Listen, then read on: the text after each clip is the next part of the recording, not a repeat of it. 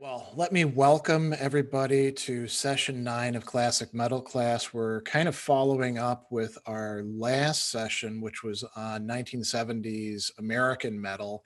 And, there were quite a few bands that we talked about, and some of them centered around New York, some of them LA.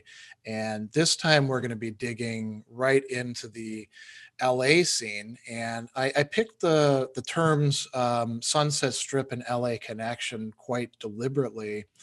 The Sunset Strip, as we're going to talk about, was a major venue in a lot of different ways for the development of heavy metal in the 1980s in America, actually going back to the 70s, but then continuing on through. And LA Connection, if you haven't heard it, is a really great rainbow song off of the album Long Live Rock and Roll. And now you could say, well, why would an essentially English band with fronted by an American singer from the New York area rather than LA, why would they be talking about LA Connection? And it is kind of a song about, having sex and stuff, right? But it's also about what LA represented. And the more that Scott and I have been digging into this and kicking ideas around and then looking people up, the more clear it is how there wasn't just an LA connection. You can call it like an LA network of connections, all these interesting bits of musical history, and you might even look at them as trivia when you see them like in a Wikipedia article, but they add up to something. And there's a couple things that I want to say sort of by prep work, and Scott, feel free to jump in at any moment. By the way, let me introduce, since there may be some new viewers to this is my friend and colleague Scott Tarulli from the Berklee School of Music, practicing guitarist, a guitar professor. He's done gigs and studio work with all sorts of people, 3 albums of his own, and a fellow metalhead since childhood, right? So he and I kick a lot of these ideas around behind the scenes. And actually, how many years have we been Uh, talking about this? Half a decade at least, right? yeah, you're right. Yeah, good 6 years. Yeah, Yeah. five. So in any case, there were a few things I just wanted to mention. And again, Scott, feel free to jump in on any of these. So when we talk about LA metal in the 1980s, there's really an explosion, right? In the early to mid 80s. And something similar is happening to what we call the new wave of British heavy metal, which I would say included more bands than the LA scene. Um, and we've talked about the new wave of British heavy metal before. Interestingly, if you look on like metal forums, there are quite a few people who will say, "Yeah, new wave of British heavy metal, that was definitely heavy metal. LA metal, maybe more hard rock than metal." And then there's other people who jump in and they say, "No, it's a different kind of metal. There's a different scene that's going on." And I think there's a bit of permeation between the two of them, because some of those new wave of British heavy metal bands, if they made it big enough, they would tour and they'd hit LA. Some of them, like Def Leppard, got tagged or tarred, however you want to put it, as being a too American band because they're effectively relocating to the States and sounding more like American stuff. I think there really is a distinctive sound, and Scott's going to help us out with a lot of this stuff as we get into the sonic landscape of this. The other thing that I want to mention is that so Donna Weinstein, who I think a lot of people have heard me talk about before, she's got this really great book called Heavy Metal: A Cultural Sociology, and it's kind of a landmark study early on. Now, I'm not sure I buy into this entirely, but she breaks down early metal genres, and early we mean 1970 to through the early 1980s, before we have this spiraling off in the late 80s into all these different subgenres that a lot of younger people, that's the lens through which they see metal. At the time that she's writing, she says, listen, there's basically 3 main genres. there's this middle of the road that we can call classic heavy metal, power metal. So a lot of speed metal fits in there.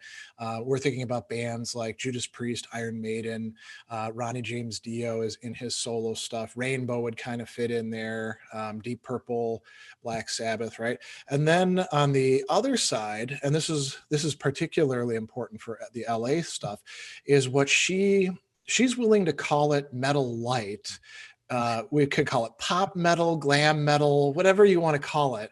And she says, I'm not making a value judgment here. I'm just sort of expressing the value judgment that a lot of other metal fans who are further along the spectrum would say about this. But that was the stuff that probably was the most successful in terms of like getting into the MTV sphere, selling records. If you think about like in the 1980s, Motley Crue is a huge band, and they're a good exemplification of that. Poison would be further in that territory, right? And when we talk about hair metal, we're really talking about both of those segments, both the classic metal stuff, that's sort of middle of the road, and the glam metal and everything in between, And then we have something that we're going to talk about in a separate session. She talks about thrash. And nowadays, I think we'd say extreme metal, all those things that turned into big genres like black metal, all the niche things, like pirate metal.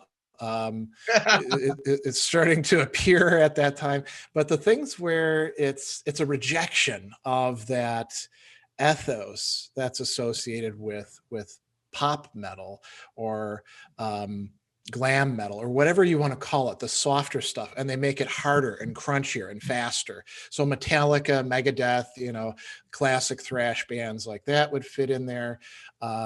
You could say that some of the more mainstream metal bands, as they get into the 90s, they start moving in that direction as well. And let's not leave out Anthrax, by the way, who I think was west or an East Coast band, right. And I think we're going to do a whole thing just on thrash down the line because there's such an interesting story to be told there, right? Yeah. Oh, so big time. Now, Scott, what do you make of this division, into these three broad classes of, on the one extreme, you got the sort of thrash. We're going to wear, we're not going to wear spandex. We're going to wear just blue jeans and band T-shirts, and we're not going to poof up our hair. It's just going to lay flat, and we're going to play harder and heavier and faster. Not like those, as they would say, not like those posers over there who are in the 1980s are much more successful, both in terms of like filling up auditoriums and in selling records and getting on MTV. Bands like Motley Crue or Poison or even Ratt, it kind of fits in there, right? And then we've got this big mainstream where you've got bands that aren't really caring about that and are probably a bit heavier, like Iron Maiden or Dio. One of the bands that we're going to talk about from the LA scene, Armored Saint, would fit in there. What do you make of this? Is it too simplistic to have this three-part distinction? Does it leave out too much? I don't think it's too simplistic. It's worth pointing out because I think you and I being in the scene in real time as it was evolving. I remember the first time I heard Metallica's "Kill 'Em All." Yeah. And going, okay, well, first of all, we said AC/DC just made noise. Now it's like these, but now AC/DC's sounds rock and roll next to this, and we probably agree that AC/DC. But as bands like Metallica came out and they were heavier and faster, then what we saw was people. I always take the test of the audience. So, like, if you remember in school, we might start with, say, a band like a classic band like Deep Purple. Okay. Rock and roll, heavy metal, arguably of the time. Remember, we have to take what the time is. But then, as this new music came out, you saw some people go this way. Yeah. They related more to the, if we want to call it thrash or speed. And then the ones that kind of went here, it's like, well, there's still heavy guitars, but there's some melodies going on, like Steve Piercy wasn't a great singer, but Round and Round, when that came out, I mean, I remember my Deadhead friends like having their books. Remember, you write your favorite band, they would cross off Grateful Dead and they put Rat Forever. Interesting. So what I found is, and I don't know what you found, I found that as new music came out, some of us, I remember like when Motley Crue Shout at the Devil came out, that some of my friends were like, oh my God, I bought it. I listened to it. I'm a diehard. And like, I listened to it every day and I had it. I liked it. But like, it became that they were like very obsessed with this, you know, heavy sound, heavy guitars. So I think, you know, just in our society of high school, you know, we didn't have the internet to like look at boards, but you would see people, and you and I always joke about the jean jacket test, who makes it on the jean jacket. But you would see the people with only speed metal bands. You wouldn't see Triumph, the Canadian band, but you wouldn't see Triumph on somebody that had like Anthrax and Metallica, and they were heavier and much more of a bunch of bad boys, or, you know. Zebra would be another band like that. You know, they were, when you talk about Metal Light, I think Zebra is a perfect exemplification of that, you know. Metal Light is funny because that's is that derogatory? I don't know.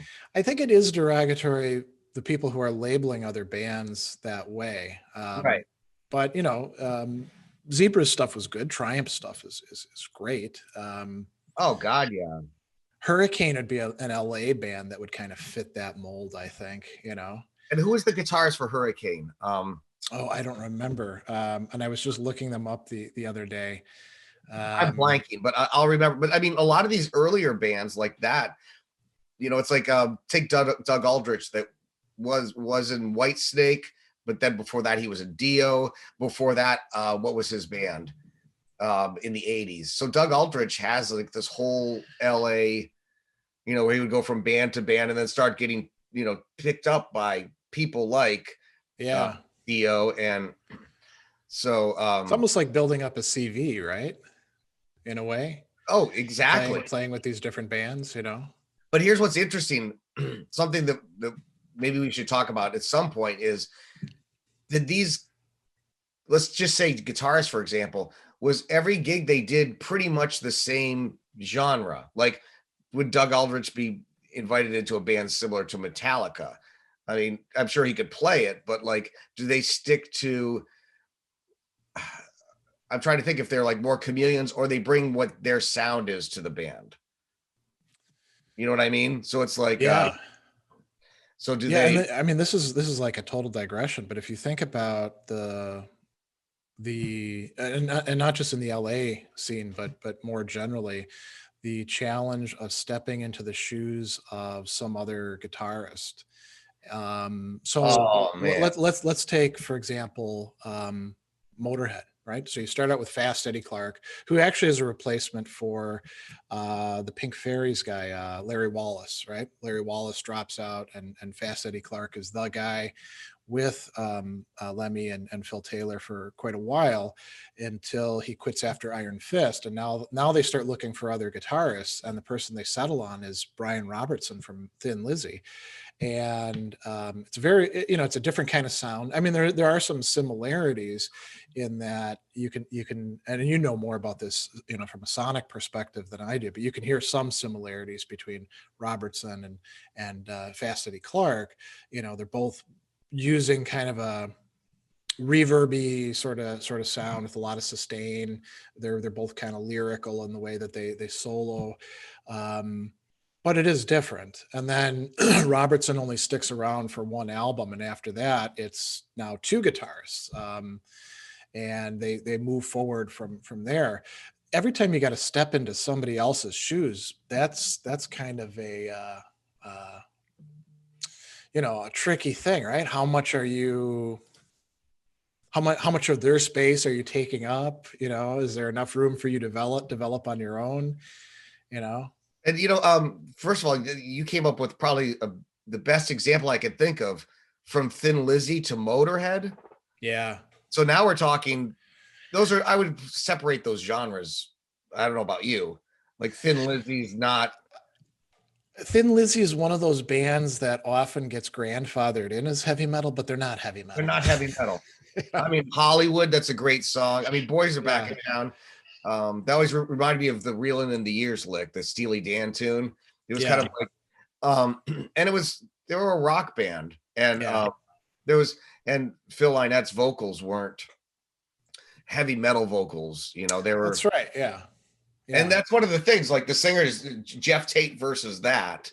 You Lemmy's, know, if we want to look for like things closer to the LA scene, right? We've got, think about Ozzy's band. He poaches Randy Rhodes from Quiet Riot, right? Which leads to the dissolution of the early Quiet Riot band. So now you've got one guy there. And then Randy Rhodes dies. Then we get J.K. Lee coming in, having to step into Randy Rhodes' position in one of the most popular bands of the world at the time. I would say that had to be pretty tough. Um, yeah, I mean, for him, if you think about it, he had to be post Tony Iommi in some respects. Yeah, well, there's an even more convoluted connection there, right? Because J.K. Lee is coming out of Rough Cut, which is being managed at that time by Wendy Dio, Yes. and there's already a tiff between Ozzy and Ronnie James Dio, mainly on Ozzy's part because he didn't like the fact that anybody became the singer for Black Sabbath after him, and he said a lot of derogatory things about Ronnie James Dio, and so I think there's already a background of some stuff going on there. But I mean, imagine having to step into the shoes of one of those guitarists, and both Randy Rhodes and J.K. Lee make they're different guitarists, and they make really different contributions on those first four early albums. Another thing to think about just is, and I play this game with myself my whole life, is especially the older I get, where Yeah. I develop my own sound more and more. And I'm like, well, if let's say if Whitesnake called, or let's just say Yeah. no. Okay. Let's say if Ratt called, because Warren DeMartini's not in the band anymore. Yeah. My first thing would to say, can I do those solos justice? Because he's got a whole different time feel than me. I mean, yes, I could probably play them, but in the way, this is actually a good place to take a pause and talk about something we were going to get into a little bit later on. But so you bring up this term time feel, and this is something that you and I were talking about earlier this week as something distinctive to a guitarist, and almost part of their character, you could say, right? Oh, exactly. So when it comes to a solo, I mean, you see this on YouTube all the time, right? I'm going to do, Van Halen's Eruption, and here's how you do it note for note. Or, Right. like J.K. Lee actually, I think, got on a video one time, and he's like, a lot of people screw up Bark at the Moon. Here's the intro riff. Here's how it actually gets done, right? So you can play the notes, and anybody can play the notes. Think about it like on a piano, right? You can put your fingers in the right place. But that's not the same thing as playing J.K. Lee's solo on Bark at the Moon, or pick whoever else you like. So in music, this is something interesting that I make I kind of exemplify the whole thing. So we have something that if now with notation program, in MIDI and everything, that if I wrote the notes correctly, if I transcribed the J.K. Lee solo and transcribed it perfectly correctly into the notation, you can hit the space bar and you'll hear a piano or a pseudo guitar sound play the solo note for note at the right tempo. Yeah. But it's stiff. It's like da da da da da da da da da da da. So Yeah. that might be the solo, but it's not the solo, because there's three things. Actually, this is kind of a thing that I've gone by. There's three things that separate, that give people their own voice. One is their time. Like Eddie Van Halen, nobody has touched the Beat It solo correctly. I mean, people can copy it close, but his swagger and the way he plays, and then, it's very greasy. I know on even Jennifer Batten, who's an amazing guitar player, and she can play the solo note for note, but it wasn't It wasn't Eddie. So There's that's something missing there, right? yeah, and that's Or it might not be something missing. There's something else there that's not Eddie's thing.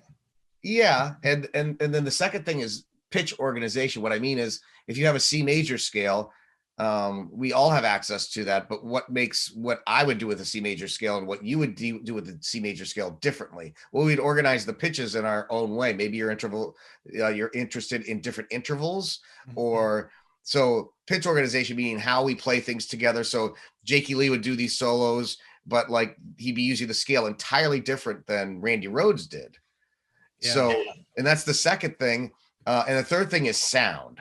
So, even take this is not metal, but even take like Robert Smith from The Cure. You know when that chord hits, who's playing that because of his sound, or The Edge, another non-metal. But like like Zakk Wylde, when you hear those pinch harmonics, the way he does them, it's Zakk Wylde.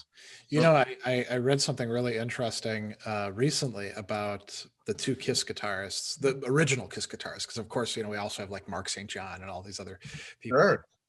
Tommy Thayer, and it was Paul Stanley, and he was in an interview and he was talking about Ace Frehley, and Ace Frehley.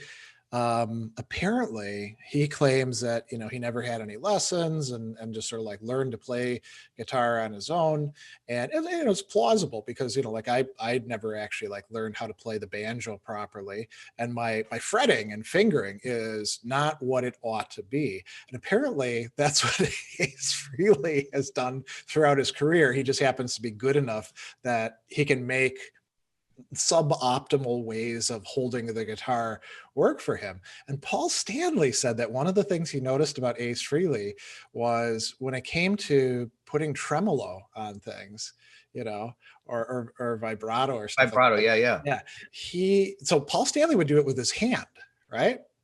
He said that Ace Frehley would do it with his whole arm in the way he held the guitar. He would shake the guitar rather than doing it on the string, and it would accomplish the same thing. It's not a very effective or efficient way of doing it, but if you're Ace Frehley, you can make it work for you, And I think there's probably, and you tell me whether I'm right or wrong about this, when it comes to how a guitarist or a bassist or a drummer approaches their thing, or even a singer and how they're using the vocal cords and stuff like that. We all have our own quirks in how we approach the instrument, like me being taller than you. If I was remotely as talented as you and I had those guitars that are behind you, I would still play them a bit differently just based on the fact that I'm 6'3" and I'd be like curled around it. Maybe even like, I remember when we saw Raven, we were down in New York at the Gramercy, and John Gallagher, who's a great guitarist. He's like a lot of us, gained a lot of weight in midlife, and he was like the guitar was like almost a little thing inside of his big body, and it looked like he was almost like squeezing the notes out of it, like you would squeeze toothpaste from a toothpaste, what do we call those, sleeve or container, right? It sounded great, right? And it was the Raven songs, but you would think, okay, it's probably going to be somewhat different playing than when he was 20 years old, playing with his older brother Mark, in these British pubs or something like that, right? Yeah. Just to go back, I'm trying to keep place because you started with this great Ace Frehley story. I want to go back to that for a second, if you don't mind. Okay. Bruce Kulick, was he an LA guy? Do you know if he? I think I want to say that he was from New York. Yeah. Mark St. John was an LA guy, I'm pretty sure. But I remember when Tommy Thayer. What's that? Isn't Tommy Thayer from LA?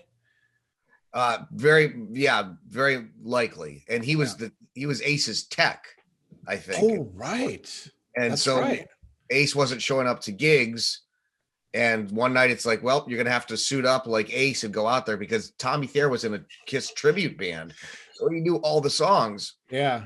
But something very interesting, I didn't want to leave this point yet. So everybody's like, well, AC doesn't really know what he's doing. He's like, it's a bunch of Chuck Berry licks. It's, this. But Mark, Bruce Kulick when he came in. Well, here's this of the times guy that was tapping and doing the stuff, and technically a much better guitar player than Ace. But here's the thing: all the fans go, "It's not Ace. He can't. Yeah. He sounds bad doing the Ace solos. It doesn't work because Ace has this swagger or had his own way, like you said." He would have his own way to get the vibrato. He would have his own that he's figured out. And so I think that's going back to the whole thing about stepping in someone else's shoes. Well, he was obviously hired to be the new 80s guitar player. But still, when they did the classic Kiss stuff, fans complained like, nope, can't do it like Ace. Even though you're technically a better guitar player, everybody said, well, you sound great on the stuff that the albums you were on, but not on the Ace stuff. So that always struck me as interesting, because then you gain more respect for the person before. Yeah, realizing that you can't entirely replicate it. I mean, so we're way off topic here, but let me ask you one question then about that. If you're in that sort of dilemma, then are you better off trying to do your best to the solo that somebody else has originated, or should you just maybe insert your own solo? I would say solos were part of the song, so you couldn't do that. Okay. So like if I joined Ratt, yeah, obviously Warren DeMartini solos are part of the song. I mean, they're epic. Yeah. So if I went and just improvised my own thing, I think even as a fan, I'd be disappointed, because even if it's somebody like at the show and be like, what the hell is this guy doing? Yeah, exactly. I remember what's his name? He's a British guitarist, did the Roger Waters Wall tour. And one of the things he said is he stands on the top of this huge wall way above the crowd, and he has to play the Comfortably Numb solo. And he said it was the biggest pressure for me, because I know people spent hundreds of dollars just to hear that solo done. Yeah. And he said, if I screw it up, I've ruined somebody's night. Because, so here we are, just now the whole LA scene, they all play so different. They're all like exploring their own things. Yeah. They go do their thing, but we also just back to they're still joining different bands, or they're in the same band, or they were in this band in the past and did a project in the future. We have the scene in LA that's actually a scene. People were hanging out. I get much like the jazz musicians of New York City in the 50s and 60s. They all jammed together after hours. They would. So I guess these people like hung out at the Rainbow. They drink together. They'd go. There's all the stories of them going to the studio and hearing the new tracks. Yeah, so actually, this is a good place to get back on track. We worked out, as we were prepping for this, 10 bands that we thought were most emblematic of the spectrum of what was going on in LA.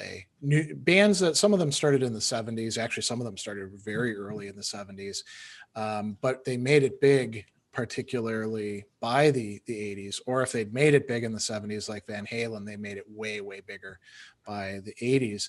And so I'm going to give you the 10 bands, and then we'll tell you a little bit why, for those of you who might not be as familiar with 1980s metal, why we picked them. So Van Halen, Motley Crue, Ratt, Dokken, Quiet Riot, WASP, Poison, Lizzie Borden, Armored Saint, and Cirith Ungol. So Van Halen and Quiet Riot, they were on the scene in the 70s, late 70s, starting to make it big on Van Halen's part. There's that old joke about big in Japan, and that's the way Quiet Riot unfortunately was, since their stuff wasn't it wasn't available except in Japan, and then their band fell apart. Ratt, was, you could say it had its origins in this band Mickey Ratt that Jakey Lee was in, along with Stephen Percy. Dokken actually contained some members early on who would go on to Ratt. And Dokken was starting to make it big in the late 70s, and then obviously made it really big in the 80s I remember a friend of mine when I was in high school who saw them in Crocus and this would have been about maybe 1985, and Dokken was opening for Crocus, and that was kind of the death knell for Crocus as a band, because Dokken just, you never want the opening band to blow you off the stage, and that's what happened. People were like booing Crocus after that. I guess they were kind of low energy. Dokken was at the top of their game with that, creative tension between Don Dokken as a singer and George Lynch, who apparently didn't like each other. And then, Jeff Pilson was on bass. So, really dynamic group. And then, WASP, right? WASP has got a really interesting backstory, and they're not making that. They're appearing to come on the scene for like me reading Circus or Hit Parade or stuff like that. Like they're coming after Motley Crue and Ratt, but actually the guys who were in WASP, there was a lot of LA backstory to that with other bands, and Blackie Lawless goes all the way back to the New York scene that he comes out of in the 70s. Poison, I think a lot of people are familiar with that, not least because of Bret Michaels and his second career as a reality star. Oh my gosh. Actually a bunch of them, CC DeVille had his own show. Oh, that's right. Yeah. A lot of these people, what do they call that? The 7 steps to hell, like as a celebrity, right? First. Oh, really? He did the celebrity boxing and Danny Bonafuccio? No, I know the guy you're talking about. From the Partridge Family. Right. So he's boxing Vanilla Ice, and like it's like they start to do the reality shows because their careers. So I think they call it the 7 greatest steps to hell. That's funny, because bringing up reality shows, Andy was just mentioning to me. Oh, Andy says Bonaducci. Bonaducci, thank you. Yeah, Andy was just mentioning to me that Gene Simmons was on The Apprentice, and he didn't. Yes, he was on The Apprentice, and I was like, well, it's because 2 big egos, and that's the nicest way to describe them, aren't going to get along all that well. Well, here's the thing, they did, and I watched some of them. I watched the Gene Simmons ones, and for those of you that don't know about the show, consider yourself lucky. But basically, Donald Trump and his character would be like, you're going to start a lemonade stand, and whoever wins, and like you've got to fire someone, So the whole episode with Gene Simmons, like he was crushing it. His team, because Gene Simmons, and I don't know how much of this stuff is scripted, but Gene was like a genius marketer, and so he was crushing the other team. Then they have to. So, anyways, I think something came up where Kiss was going to do a tour. So all of a sudden, they do an episode, and Gene Simmons pretty much intentionally throws it. But I mean, we're not supposed to think that. And there's an embarrassing scene at the end where Donald Trump is across the stage, the desk from him, and he's like, what you did was stupid. That's not like you. And Gene Simmons is like, yep, I know. Then the uncomfortable part was Donald Trump goes, am I the best? And Gene Simmons goes, yeah, you're the greatest. And he goes, you're the greatest. You're the greatest. You're one of the greatest marketers. And it became this angry back and forth of, no, you're better. No, you're better. So it was kind of like this saving grace, ducking out of the episode. You made a dumb mistake. You're fired. And that stuck with me about how they were like, we got to write this in. We got to save face for Gene Simmons. Now, but you also have to stroke my ego, and I'll stroke yours, and we'll argue over who's the brilliant one. Yeah. That's far off topic. And well, Andy points out that they got along, but Gene Simmons didn't do well with helping others. I could see that. We're actually going to talk a bit more about him later on when we talk about management and producing. It's kind of a weird thing. I mean, would you want Gene Simmons as your backer? How much creative control would you retain as opposed to him, doing sort of like being like a steamroller, and I mean, if you're the kind of passive person, right, you'd be like, yeah, let him manage it. He knows what he's doing, but I think if you're already kind of you've got a big picture of where you want to go with your band, I don't know that you'd want Gene Simmons as the manager. you know. It would be great. I'm sure nobody would go on record on saying it wasn't. But like, we were talking about Yeah. the Keel album he produced. I think The Right to Rock was the album. Mhm. And personally, I mean, I love Gene Simmons. He's as far as him being bigger than life rock star, Yeah, Born yeah. Fire. That's all great stuff. And there's actually footage. Not to go off. So, there was 4 hours of footage from the mid '80s of Kiss backstage. There's no women back there. There's only soda. Nobody was drinking, and the whole time he's all business, saying people paid good money. You can't have black on black, so the lighting guy would have to go. And it was really. I didn't watch the whole 4 hours, but I did start to get into it where these guys were all business. So I would think that Gene Simmons, let's say he was a backer or an investor, Yeah. or a producer. I don't know how effective a producer he is, but I'm not suggesting he wouldn't be good at it. I don't but it would be a Gene Simmons production, is what I'm saying. And so if you're, so let's take Keel, right? If you're Ron Keel and you're kind of an up and coming act, and you've got some stuff behind you because you've been in a couple other bands that were pretty successful before that, and you've got a vision for what you want, can you get a big personality like Gene Simmons to go with it, or is it going to be more what he wants you to look like, and thinks is appropriate for the time? I mean, it could actually, if you're, let's say you're at like a mid-range thing and you've got somebody like a Gene Simmons or a Ronnie James Dio and Wendy Dio, sort of a team like that helping you out, that could actually be very effective. Here's another way of putting it. So another person who did a lot of management, obviously Sharon Osbourne, right? And she wasn't just managing Ozzy, she was also managing other bands in the LA area. And the question we can ask is, with Ronnie James Dio and Wendy Dio on one side, where they're, I would trust them. If I had a band, I would. I agree. Yeah.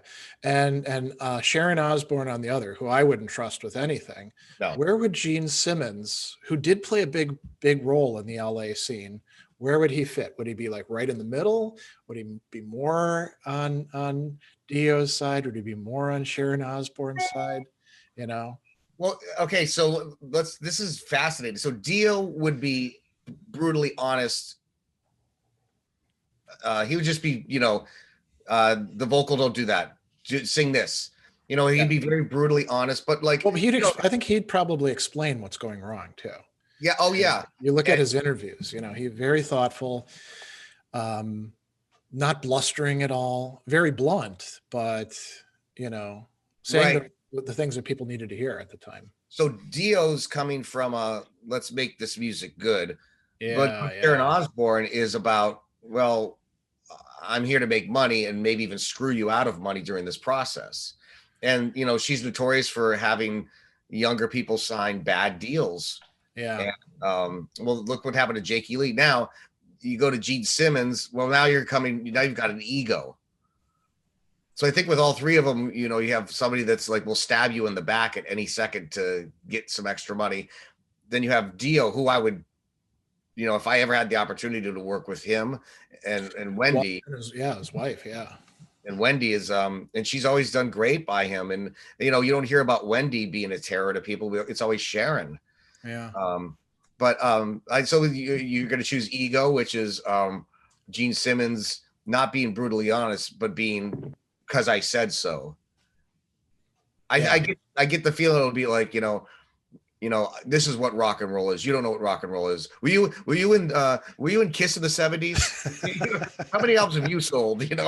Yeah. Which could be effective for a band that just wants somebody to come in and sort of like fill in all the gaps, I'm curious how that record ended up doing. Oh, that would be something interesting to, like in terms of how it charted and how the tour went. Yeah. Now I know a guy I know was in a band called New England in Boston, and Paul Stanley produced their 1979 album. And I see him a lot of times, and he's always like, I mean, Paul didn't really do anything. He was just there because of his name. He didn't really give much input. And it was kind of like, so his name would be on, because they had one huge hit in the late 70s. Okay. And but he's, you know, Paul I would prefer though, but Paul's a great songwriter. Great, you know, if you look at the Paul Stanley songs. So yeah, it's interesting. You got to think of the scene in LA on how these people work together. You know, did they go out and do like songwriting sessions of stuff we've never heard? Like After the Rainbow, a few drinks, you know, why don't you come back to my studio? Let's jump into that aspect of it then. I mentioned earlier that there's a lot of interconnections going on, and this is kind of interesting too, from a let's call it a phenomenological perspective, coming from our experience. I think that both Scott and I can say as kids who are like, you know, hearing metal in the 70s and then like really getting into it in the 80s in our teen years, there wasn't any like great awareness that there's a distinctive LA scene. You know, we're listening to bands like you mentioned AC/DC. So AC/DC, even though they're not, they're arguably a metal band in some respects, but not really. Right. You know, would they be on the jean jacket? Would they be on the stuff that your band logos? They would be on the jean jacket. Yeah. Yes, along with Ozzy Osbourne, because he had a cool logo, Dio, of course, Black Sabbath, Motorhead, you know, and then, you know, Ratt, Motley Crue, they'd all be kind of mixed in together indiscriminately. And it's not like it's not like we were engaging in musicology at the time and we're like, well, what you've got to understand is that the New York scene is different. We were just a bunch of kids listening to whatever we could hear, and there was just one big genre of heavy metal as opposed to like new wave or punk or pop or country or, you know, pick whatever else you liked. And then things started to differentiate where we'd be like, yeah, thrash is kind of different than this pop, you know, more poppy stuff that we're hearing here. And then like we would watch MTV when we could get it, or VH1, and see the videos and be like, wow, that band, you know, they really look different than this other band over there, right?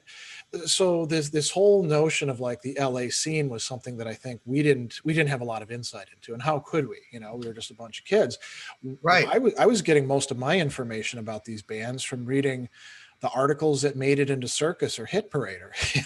You know, me too. I remember being at the grocery store, you know, trying to slip grocery cart with my mom, you know. Yeah. Or the drugstore. The drugstore, of course. So this scene, we're going to try to describe it and what was. Andy says Def Leppard was fun to write on those folders as well. Yeah. I agree. We could actually do a whole thing on like band logos sometime. It's actually that's actually kind of cool. Yeah. So go ahead. I'm sorry. Yeah. Well, I think that we can identify a number of different factors that came together for LA specifically, and some of these go beyond the music scene. I mean, LA had Hollywood, right? And you've got this long-standing dynamic of people coming to Hollywood, trying to make it big, hoping that, you know, the proverbial brass ring will turn out to be gold, usually not making it, right? But they're going to try to do it, and then they often get sucked into these studio systems that are there. LA was also a mecca for things like new religions. You know, in religious studies, there's a lot of stuff that comes out of LA, and it's not all like new agey things either. I mean, that's where the Azusa Street revival happened with Pentecostalism. You know, there's a lot of like things kind of boiling up within LA going way, way back. And then if we think about the music scene, right, LA becomes this weird kind of mecca where you've got people who grow up in the LA scene and they can hear pretty, you know, interesting, innovative music happening. There's record companies there, although also, you know, in New York. And then there's all these people who flock in trying to make it big, including even bands like Cinderella was a Philadelphia band, but they had to go out to LA, right? Because that's where the action was.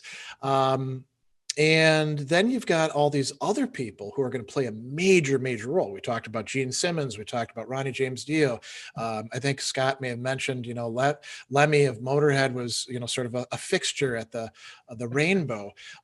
There's all this talent, and not just talent in terms of sheer musical talent, but talent in terms of figuring out like what works in the music business, how to put bands together, how to produce things, how to connect people up, that's spending time in LA. And some of that is due to like just the way taxes worked. Bands like Black Sabbath, in the 80s, Tony Iommi at least is spending a lot of time out in LA, in part because, the British taxes were high. That's effectively located, right? What a great, wow, this is fantastic. Right. So that makes sense. British bands ending up in LA. Or stopping off, like if you're going to be on the West Coast, then you're going to hang out in LA and you're going to drink at the Rainbow or the Whiskey a Go Go or whatever. And you're going to meet all these people, and you're going to have people coming up to you like, hey man, I recognize you from this or that. You're so cool. I want to be where you are today. And I think what you've got going on, it's sort of like when we talked about the new wave of British heavy metal, the fact that there were, new record labels coming about, like, Neat Records and, all these pubs that people could play in and other kinds of venues.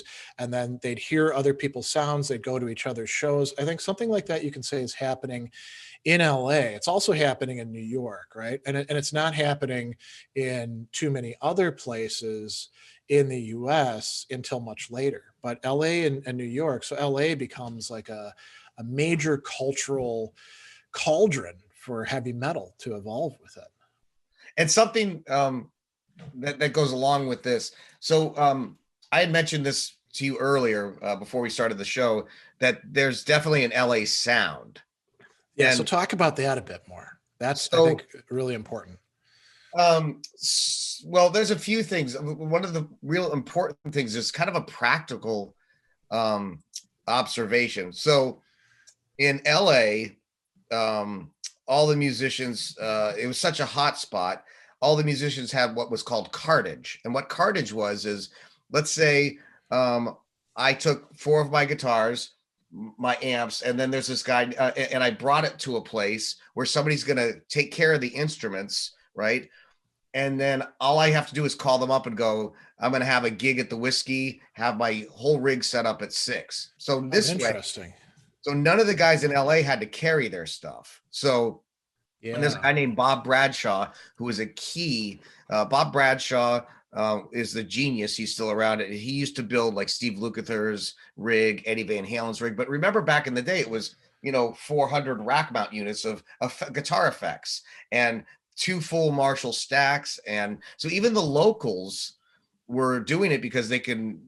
Cartage wasn't that important. So if you had a recording session, you just call up, I want my gear here, and have the strings fresh, stretched, intonated.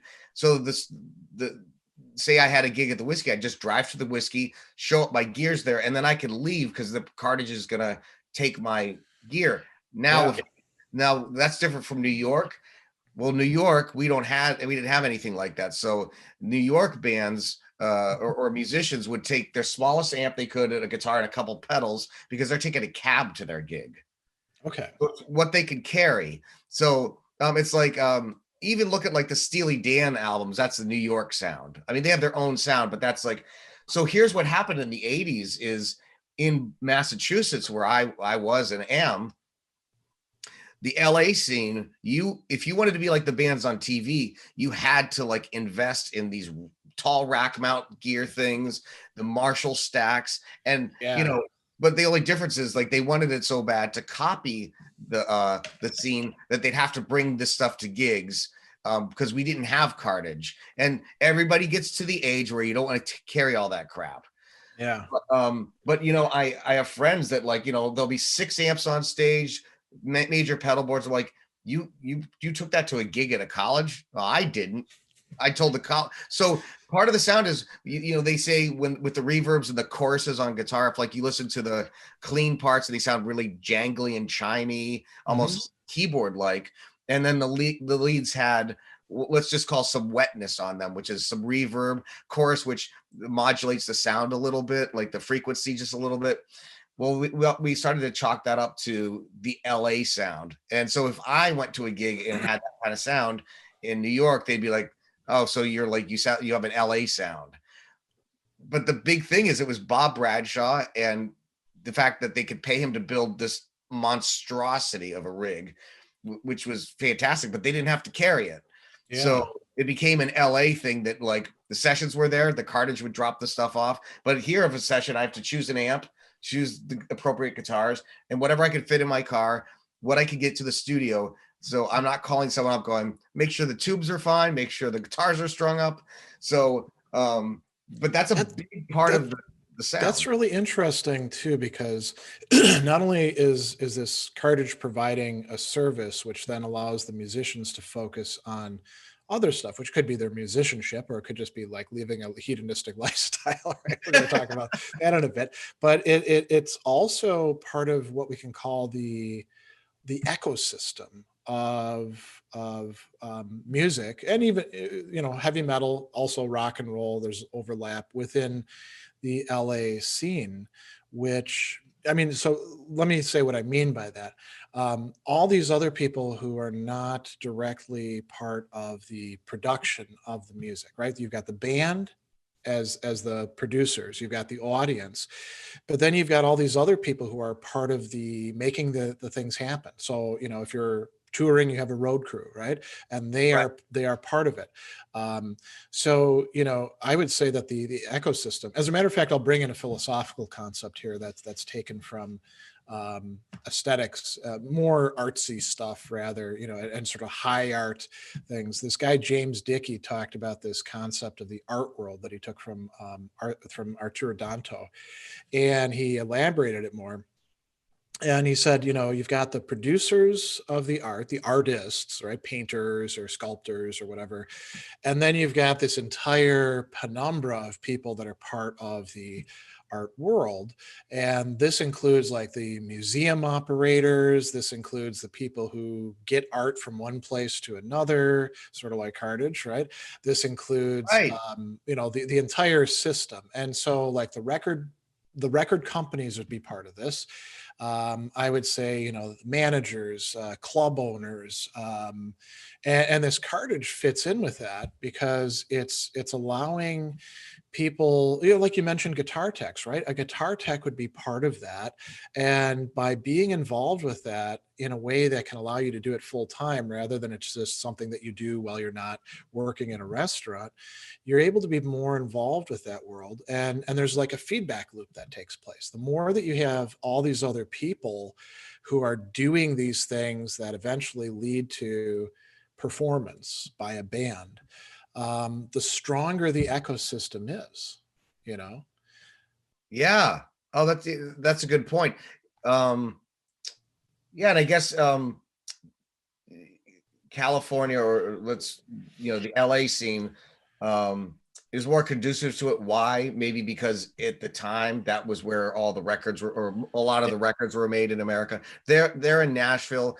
Boston was a big scene, but artists like Till Tuesday, The Cars, all these bands that Boston, they became huge, but then they came out of Boston. They were a great club band. Yeah. And then they have this new ecosystem that you're talking about, where it's like now they have management, now they have roadies, now they have somebody to make sure their guitar is going to play in tune every night. Yeah. Well, even bands that are making it on the East Coast in the 70s are winding up out in LA. So Kiss all of them are spending a lot of time in LA. I'd be curious, since Buck Dharma was Blue Oyster Cult spending a good bit of time out there in California. They were touring, so obviously they were hitting it, right? But they were also touring Britain and all sorts of other places. But I wonder if they were spending time out there. We know the English heavy metal people were spending a lot of time out in LA, right? Especially the established ones. I wonder. They were always a New York band, and even like I think in the 80s, they, I should ask him this, but he lives, not too far from DC now. Okay. Now bands live wherever they want, but Yeah. Yeah. I think they were. I wonder because Buck Dharma actually, if for those of you that had Guitar for the Practicing Musician, that magazine, well, he used to be a big part of that publication, and he would have guitar secrets. But then, that's when Buck shaved his mustache and got the glam hair and stopped playing the SG, started playing like Steinberger kind of guitars of the 80s, and he was much more of an LA type. I can't believe I forget where that was published, but it was a very LA thing. He was brushing elbows or meeting and hanging out with a lot of the LA players because they do an issue where they're all kind of had a round table. So I'll have to ask him if he ended up in LA in the 80s or if it was just New York and he was kind of sending this stuff. Yeah. But yeah, I mean that actually points out a really important feature, right? So being in LA is sort of like if you're a politician, right? You want to be in DC because you're going to meet everybody and everybody's like not that far away from you. It's not like being in the Midwest and then you got to like take a plane and all that. You can't have that day in, day out interaction with right. people in your chosen field. And this is part of what we, when universities work, which is not all the time, that's part of the idea behind a university, is that you're in a place with your colleagues and you're talking about the cool stuff that you're into, right? Yeah. And it doesn't always happen that way, but it looks like LA was that kind of place in the late 70s and then going on in the 80s. It's interesting. I'll mention a story, and then we should jump back into talking about some of this architecture of the scene. Yeah. So a friend of mine who's also a musician, he's a bassist, Blitch 66, he and I were talking at one point about LA, and he went from New York, being in New York bands, out to LA, and then he had an epiphany because he looked around and he saw all these people. This is like the early 2000s, and he's like, they think that this is still the 80s. Like they're going to come out here and they're going to like make it big in the clubs and they're going to get signed and all that. And he's like, there's a lot of people out here competing for less and less spaces. And he was really smart in terms of business. He actually started his own clothing company for these rockers, so he could supply them. I mean, he was still playing, but he could supply them with this stuff. And instead of trying to make money on the gigs that would come along, right, with a million people trying to compete with that, he would sell them the stuff they were going to wear at the gigs. You know what? That's a fantastic idea because, yeah, you're right. I mean, that stuff. I mean, a lot of the people from LA either went back to Nashville or went to Nashville because that's where the new scene was. Dan Huff is a great example. Who is actually Dan Huff is a Nashville guitarist, a rock guitarist. You might know him from the band Giant. So he was a session player. He played on Michael W. Smith records, Amy Grant records, and he was the number one call, like on the Michael Bolton records, all that stuff. He was the number one call up there with Steve Lukather and Mike Landau. So Dan Huff was extremely important. Yeah. But then crazy things like there's an alternate version of Here I Go Again by Whitesnake that Dan Huff actually plays guitar on. I didn't know. So Dan Huff was asked to join because Dan Huff is a monster rock player, but of course he's good at a lot of stuff. And he said, I remember him saying, if you want me to sound like John Sykes, you're crazy. If you want John Sykes, you get him back in the band and you make it with him. Because I'm not going to be the guitarist for Whitesnake, but of course Giant was pretty big, his band. But he's somebody that was in the LA scene. He went from Nashville to LA and was doing all the rock sessions. I mean, but now he's been back and he knew to go back to Nashville where he's still making records. He's not really playing rock so much anymore. Rock. I mean, I think you can say that with the LA scene, it's not as if music isn't being produced there anymore, right? Music is, but it's become diffused. That sort of special confluence of all these different factors that we're talking about that maybe lasted a decade. It ended up petering out, And so I think we can say the same thing, like the new wave of British heavy metal didn't stay the new wave of British heavy metal forever, right? You Right. have certain situational factors that lead to the production of a lot of really great music that can be sustained. So, when we talk about like the sociology of metal, we're not just talking about like metal identity and whether people, wear leather jackets or jean jackets or things like that. And we're not just talking about the sonic stuff, which is absolutely important. We're also talking about like an economic substructure that allows these things to continue on. That was totally invisible to all of us as kids in the 80s, but now we can look back on and say, yeah, that's what it took in order for that to happen. But I remember, yeah, that you're right. And then I guess by the time my early 20s, and I liked a lot of the LA guitar players, but around Boston, if you played like that, well, we played very different in Boston, and New York players played very different. Yeah. But I was into that stuff, and I would have I actually got called for sessions for a while that wanted that sound because I had copied it so much on the records growing up, and they said, "Well, we want the LA thing," and so I knew what that meant sonically, stylistically. Do you think that was partly also due to like the influence of like MTV and huge? Yeah, I mean, look, I mean, Capitol Records, all those based in California. We all know what the payola thing was, where they would pay the stations to. Well, you should explain that actually. I think some of the people, watching this might not actually know that. So what was the payola scandal? David Geffen, not to point him out, not to single him out, but from Geffen Records, would go into these deals where he'd make contributions, right, in exchange for this song will be played every hour. I have this artist, we're going to push them. And, it was kind of done in the way where it was phrased. It's kind of like you go to a college.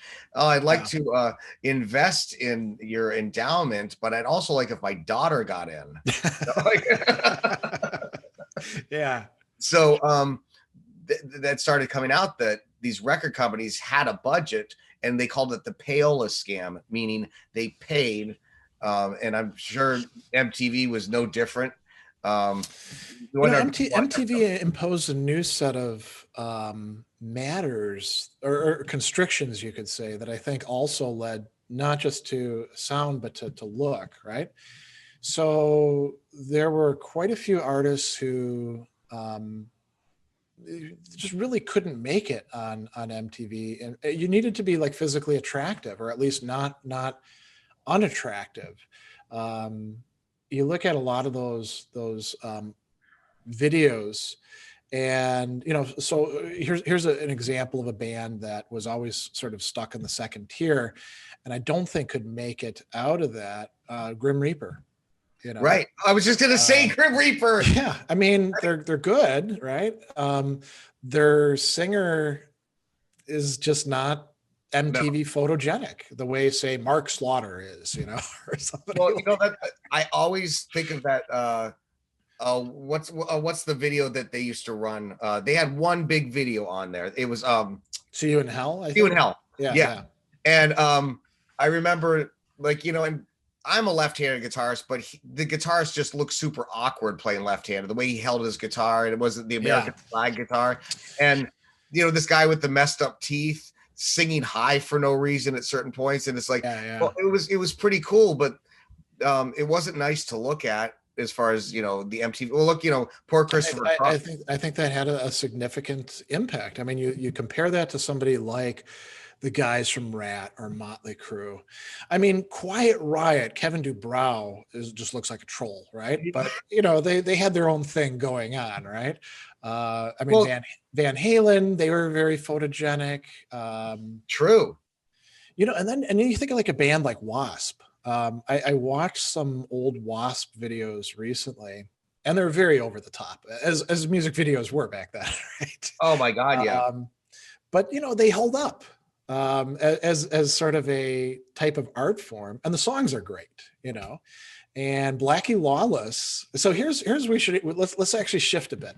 So some of these bands that we're looking at in this, it's almost like they didn't have a clue of what the hell they were doing, and they needed management, or maybe they had players who were not as involved in trying to put everything together. So you take somebody like Jakey Lee.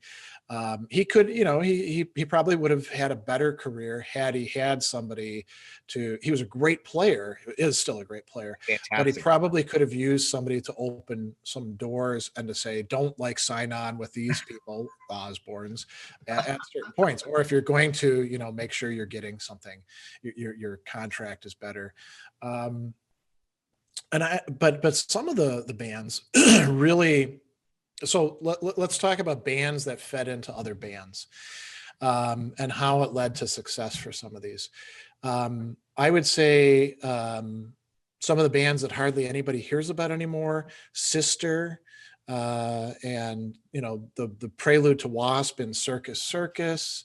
Oh my God, yeah, I forgot. These are bands that people don't really listen to anymore. Mickey Ratt was another great example, right? Mickey Ratt had Stephen Percy and Jakey Lee, and they're playing all these clubs. The early Dokken had Bobby Blotzer and Juan Crochier, who are going to be in Ratt later. Vinnie Vincent and Invasion would be a little bit later, but that had Mark Slaughter and Dana Strum, who are going to be leading Slaughter after they leave. And I think part of what you see are these people who are they're learning by being in bands that are they're getting close, but they're not making it. And then things fall apart, and then they go on to another band, what are the bands we're talking about here? Ratt, Wasp, Motley Crue. Also Guns N' Roses to a certain extent, because there were, you have Izzy Stradlin in London. Bobby Marks was in Keel. Or it was in London, and then he goes on to Keel afterwards, right? So there's a lot of training ground stuff happening, I would say, in some of these bands that are part of the LA scene. And how are they able to? Some of them put out albums, but they're spending a lot of time playing in these clubs. Yes. Yeah. I think that's an important dynamic there that leads to these mega. Well, let's call them mega bands, right? Van Halen's a mega band. Ratt is a mega band compared to some of these, more middle tier bands. Oh, it's funny. Back to the Mark Slaughter thing. I don't know if you're aware. So the Vinnie Vincent invasion, and Mark Slaughter's done a lot of interviews, and he was, I think. Well, Vinnie wasn't always so straight with them, but what happened was something happened, and the record company didn't want to deal with Vinnie because Vinnie's the head case, or he disappears, so what happened was Vinnie Vincent invasion and became Slaughter minus Vinnie Vincent. Yeah. So what they did is they took the whole band away from Vinnie and said, we're signing you as Mark Slaughter. And of course, Vinnie lost his mind about it, going, this is my band, but it's interesting. So, but they had a contract, right? And they rolled them into the second part of the contract is how it went, or I think what it was is it was renegotiated. I think did they do one record together or two?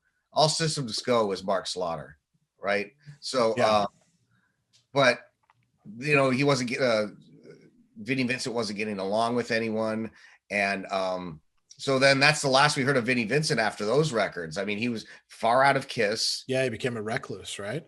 And it's interesting hearing these guys talk about, I bought, Gene Simmons or Mark Slaughter or whoever talking about walking down the street and bumping into someone, and for us, if you remember, it's there were posters on our wall. You don't bump into Eddie walking down the road, Yeah. So, but although with some of these bands in the early 80s, like say Wasp or Motley Crue, if we did run into them and they didn't have their hair all puffed out and they weren't wearing the outfit and they didn't have the makeup on, we might not recognize them. We might be like, that guy looks familiar, but I don't, Whereas if it was Iron Maiden, if you ran into Bruce Dickinson or Adrian Smith or, Clive Burr, you'd know immediately who they are because they looked exactly the same. They looked exactly other than spandex,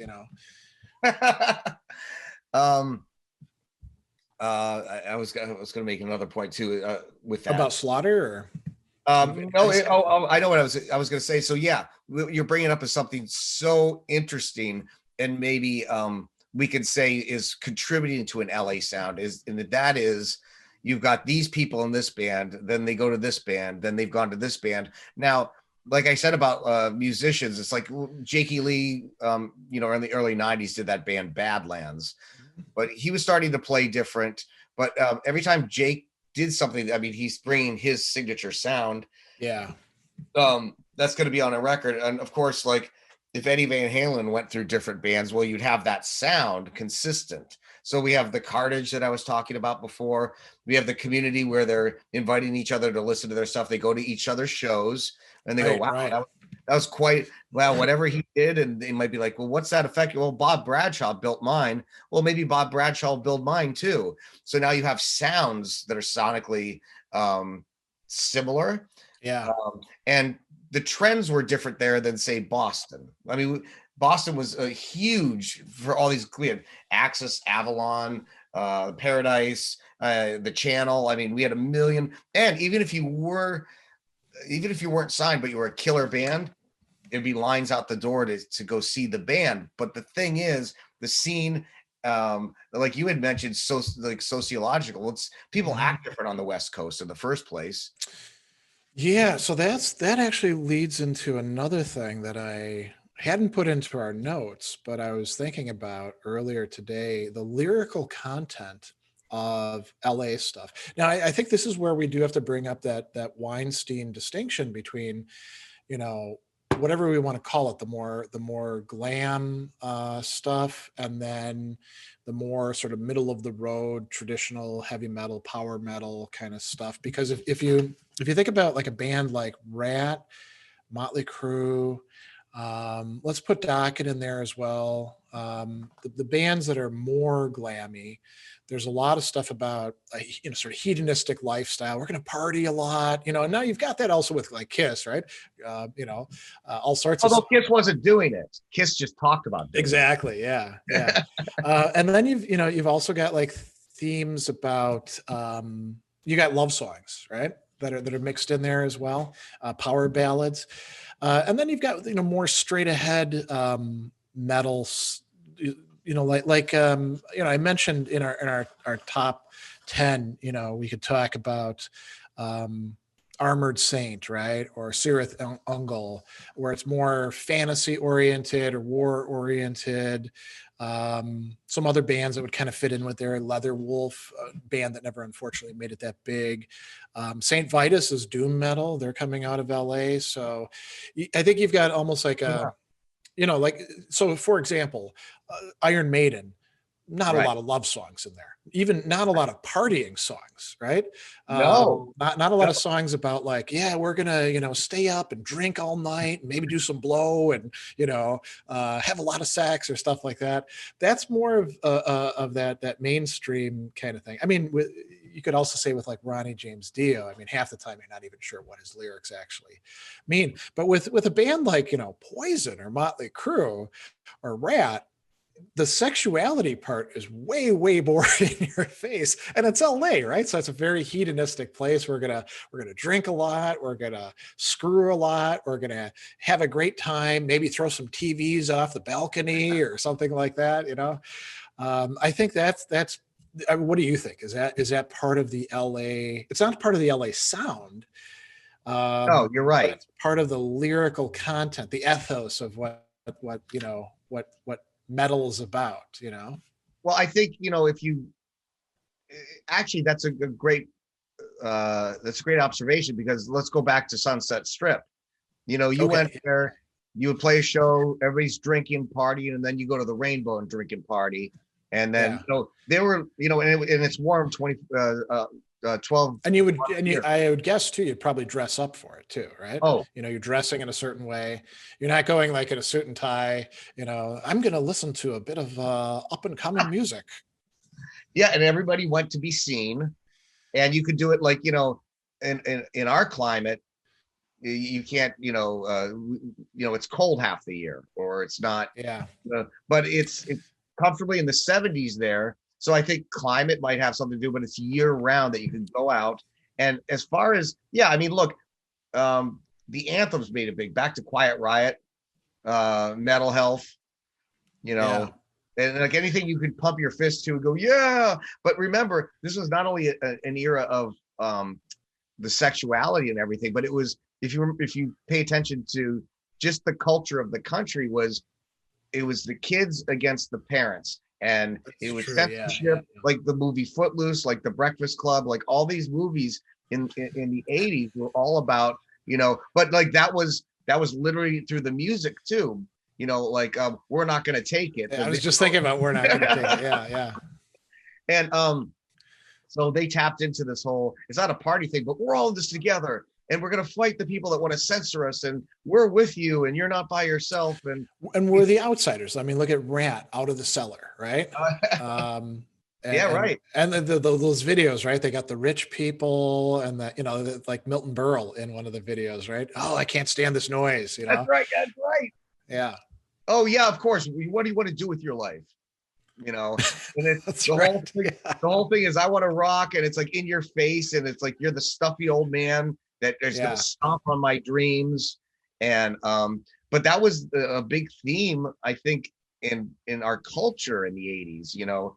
And of course, let's not forget about the whole Tipper Gore, you know, warning label where he had all the hearings with Frank Zappa and Dee Snider. And I mean, the 80s was all about, like, you know, it's interesting to go back and see the debates in the 80s on TV. And it kind of was like that in real life. It was like that in, if we're going to call this all art, in the form of movies, in the form of music. And what a great outlet. I mean, look, you know, Kiss in the 70s probably started the anthem with Rock and Roll All Night, you know. Yeah. And it's kind of like you chat around to it. But they're probably the only band that if you went up, well, you know, this is a bit of a, I just thought of this, but this is something that Andy and I have talked about quite a bit when we watch NFL football. You know, when you watch football today, you're going to hear all sorts of metal songs in there, like Crazy Train. Crazy Train. And you think, I'm always struck by that. Every time that happens, I'm like, wow, this has been so co-opted, because if somebody had played something like that, you know, in a any sort of sporting event in the 1980s, all the old people would have been like, throw that bum out of here, you know. And now it's like, well, that's just background music, you know. And you know, like we're the demographic. We're not gonna, you know, now we're the older people, but we actually grew up with that. Whereas in 1982, you're talking about people that were like listening to music in, say, the 40s and 50s. Yeah. So like, you know, they would definitely have or there was a big among our parents' generation, there was a big like 50s 60s nostalgia, you know. We're going to listen to all that you know, whatever you want to call it, kind of music, but not this new stuff. This is you know, I remember actually when I was a kid, people would ask me, especially in my family, why do you listen to that stuff that's so angry, you know? And I'd be like, well, it's not angry, you know. Not angry. Yeah. And you know, it's funny because I have this joke, you know, people always ask you when you're stressed out, well, do you meditate? Well, I don't, because if the mind's quiet, it starts racing. But you know what is meditation? If I take an Iron Maiden album and turn it up and lay down, it's calming. It has a calming effect. You know, I used to go to sleep at night. My go-to tape was a double-sided, you know, 45-minute tape, and it had the Scorpions Blackout and the Scorpions Love at First Sting on each side. And there's something about, I mean, Rudolf Schechner is a really, really great composer when it comes to, and a really great guitar player too. Yeah. And there was something about it that I wouldn't like automatically just drop off to sleep immediately, but like sort of like wrapping my mind around what was going on in the song would lull my mind, and I would be able to go to sleep. Yeah. And it's not, I don't hear aggression. It's like, you know, something interesting I always liked about Dokken is you'd have these very busy guitar parts, like and the band, but Don Dokken here is singing these long notes over this pretty intense, like Kiss of Death, right? From Back to the Attack, the first tune, super heavy guitar riff, you know, very busy. And then he comes in singing these long notes over it, which is kind of a dreamy thing. But it's kind of like, I remember my 16th birthday party, somebody bought me Yngwie Malmsteen's trilogy. And I put the record on immediately. And my friends who hated metal were like, this just makes me want to bang my head. And I'm like, this is actually having a calming effect on me, you know? And I'm like, well, then bang your head. Yeah. But Andy says, I have nostalgia for the 80s more and more as I age, and I'm more happy as a person. Now that's interesting. that's really cool. A lot of times nostalgia is something that people feel more as their lives suck more, right? They look back to the good old days, you know, or the glory days or something like that. And I think there's a different kind of nostalgia that's felt on the part of people who kind of have their life together and are generally happy. And I think it's different than that kind of like pining nostalgia that where people want to live in the past. I think those are two different kinds of nostalgia, you know. Absolutely, yeah. I mean, Napoleon Dynamite, if you've ever seen that, Uncle Rico, you know, always talks about how the coach should have thrown him in 1982. If he just threw me in, you know, we would have gone. I would have been famous. And but it's funny because the setting is in the early 80s, except for that there's an internet. So you have his nostalgia where he's still saying, if this just happened. But then the nostalgia of now with music, I say this to myself a lot, and I'm glad, Andy, you brought this up. So sometimes I'll put on a record, let's say from the 80s, let's say Dokken, and wow, this is like better than I remember it, or, you know, really stood the test time. But then also, are we equating it to a simpler time in life, you know, before we had bills and a mortgage or whatever? Is the nostalgia, or are we looking back? I find albums time machines. Yeah, I think there can be a couple different things going on. I think sometimes you're right that there is like this nostalgia for, you know, back when I was in middle school or high school. But, you know, from conversations that we've had, those weren't great times, you know, in a lot of ways, you know. There was a lot of, I would say, loneliness and antagonism. And I mean, it kind of makes sense. When you're an adolescent, you don't know who the hell you are, and you're trying to figure all these things out. And there's people who are mean to you, and of course, right? But maybe those records are the ones that were there for you. We always talk about metal being the genre for that. Yeah, for me it was, and me too. I think that aspect is right, and I think there's also a kind of looking back that's possible as an adult much later on, where you're not just sort of like going back to your childhood. You're hearing this stuff, and it is old, but you're hearing it in a contemporary way. When you say it stood the test of time, I think that's the experience you're talking about. You're judging it from a present perspective. Because there are some where you listen to it and you're like, oh, I can't believe I used to listen to that, because that's not very good at all. You know? There are some bands like that. But a lot of it's pretty timeless. I mean, it is of a time. That's kind of interesting too. It is of a time. It comes out with these bands. It comes out of LA in the 1980s. It probably couldn't have happened the way that it did in the 1990s or the 2000s. Right. It wasn't ready in the 1970s for these things to happen like this. But it produced something that will last I'm imagining that there are going to be some of these albums are going to be listened to by people 100 years from now. Well, you know, we listen to music from hundreds of years ago. We listen to music from the 60s. And, you know, there's something nice. I wasn't around in the 60s, but you listen to the Beach Boys or something, and you can almost picture what it must have been like. You know, I mean, they were kind of the party band of their era, right? It was kind of like, but I think with the 80s, you consider everything when you listen to it. Like, you know, this was during the era where this was going on. This is before these incidents happened in the world, or before Los Angeles became this. You know, Yeah. when Yeah. you Yeah. put a record on, I always say it's a time machine or a snapshot of that time that um, can't be reproduced. They wouldn't have written Back to the Attack now. There's no way Right. Right. because it You had know, everything. I'll add one more thing to this, and then we should take any sort of questions Yeah, and wrap up. Um, you're right. It's a time machine going back to a particular time, but it's also going back to people who no longer exist in many cases. You think about like a yeah, Motorhead album, right? They're all gone, all three of the original guys, and yet we can hear this legacy that they have left behind, and it's a pretty complex, intense legacy. And in addition to the albums, we also have like YouTube videos of performances that they may have done, whether it was on a TV show. Like, for example, the young ones, right? Motorhead actually did Ace of Spades in one of the episodes, or like concerts or things like that. And then all the interviews with these people who are doing it, if those were recorded. Ronnie James Dio is another prime example. He's been dead now for over 10 years, I think.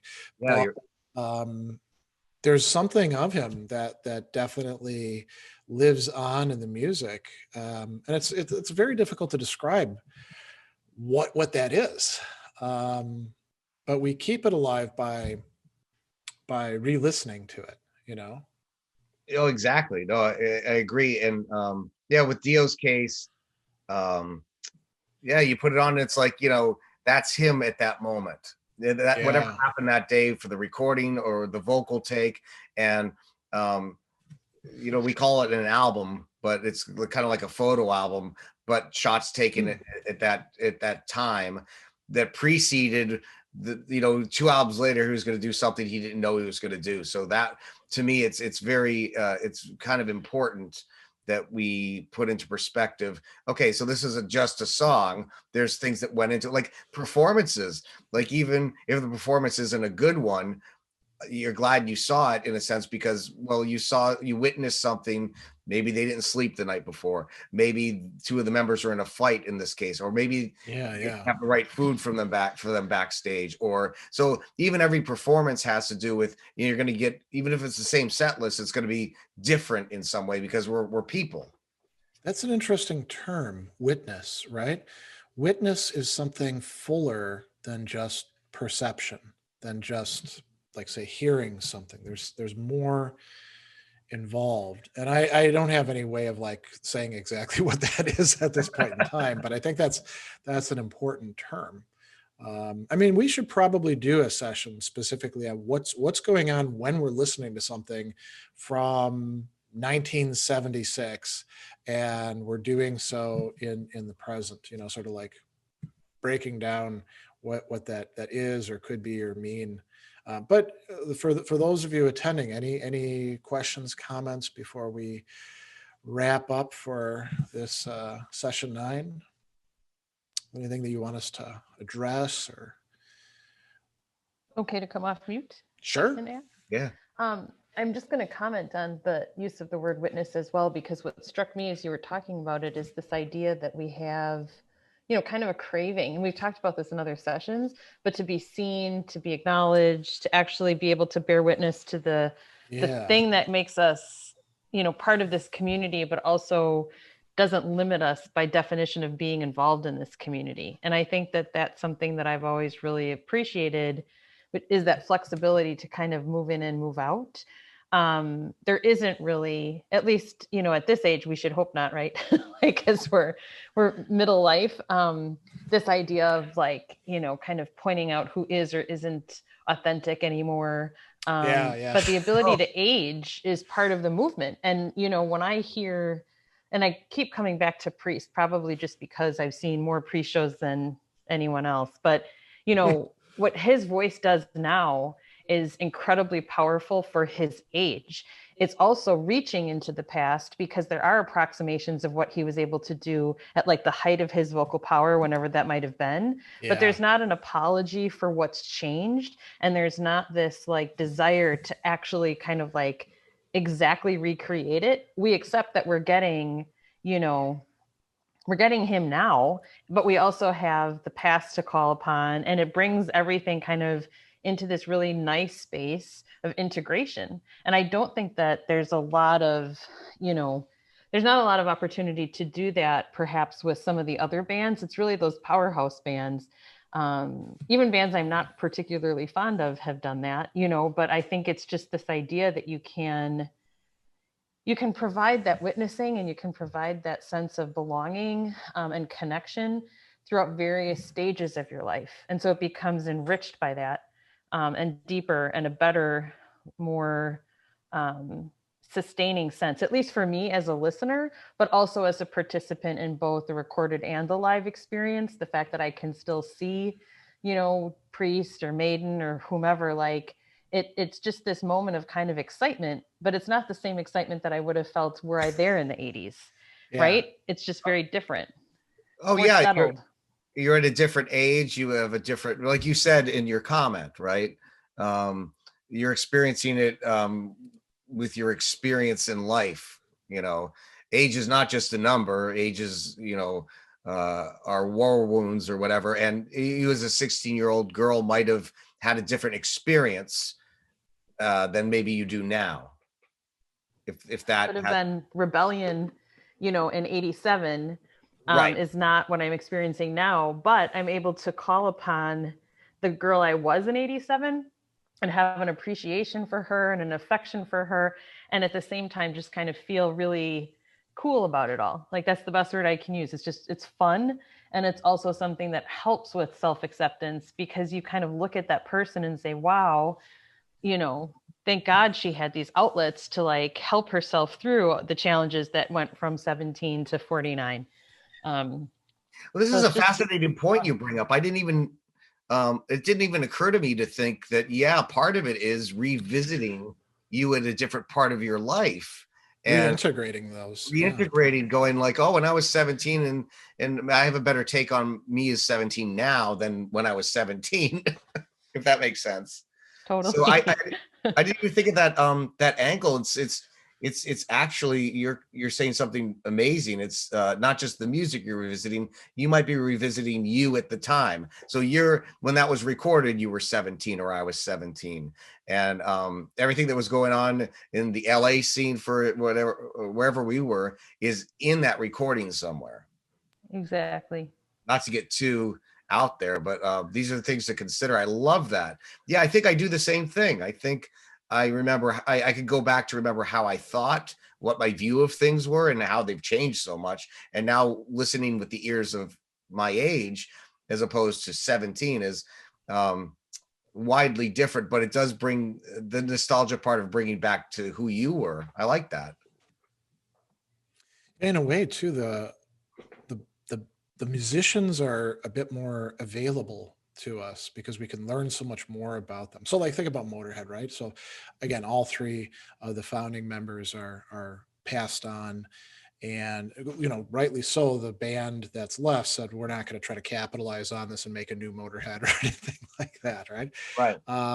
And when we heard Motorhead, you know, we were like listening to albums or tapes or stuff like that. And if we're lucky, maybe we got to go to a show. I mean, Andy and I didn't get to actually see Motorhead until just a few years ago. We never saw them in the 80s, but you know, there's so much available out there in terms of, like, think about YouTube and interviews, right? If you wanted to see what Lemmy was like and what his thoughts were on things, you can watch video after video after video, and you can kind of like get to know who the band was and what was going on, or you can like read about the backstory of what was going on, stuff that just wasn't available to us at the time. You know, they were kind of like bigger than life. Yeah, Andy says seeing them with Megadeth was a whole strange story of its own. That's when we saw them. That was quite a show. Wow. Well, we probably should wrap up. So thanks again to Scott for joining me, and particularly for contributing all that you know, knowledge about the sound itself and all those components about it. I think that's That's very important. Thanks to everybody for tuning in, and we'll pick up some. We'll probably come back to the LA scene down the line, but we've got to move on to others later on. Exactly. Awesome. Thanks so much, Greg, for having me. Oh, you're welcome.